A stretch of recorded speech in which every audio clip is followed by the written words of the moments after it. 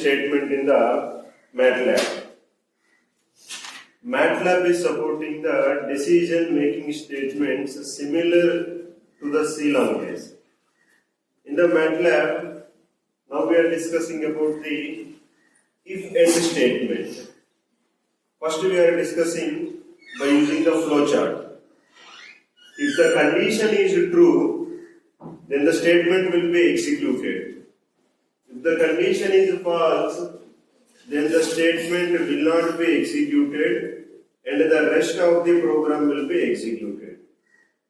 Or if the condition is false, this particular statement will be skipped. We are seeing the syntax for this statement.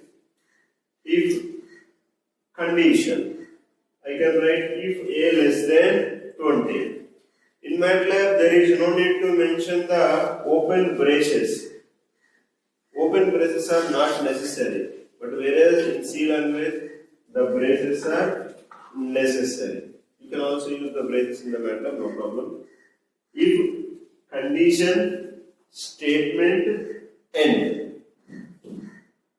If the condition is true, then the statement will be executed.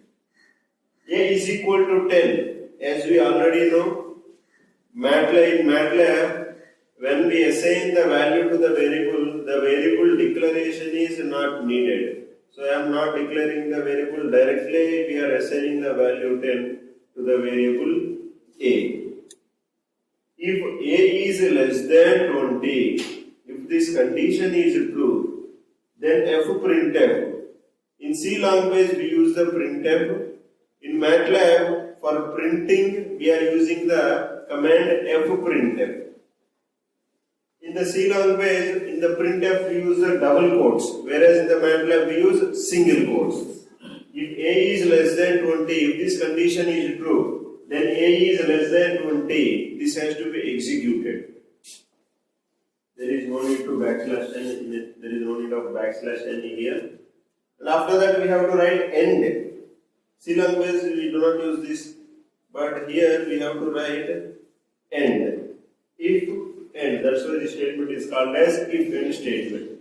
The condition is true, the statement will be executed. If the condition is false, then the statement will not be executed. If I write A is equal to some 100, which is less than 20, A less than 20, the condition is false. So the statement will not be executed.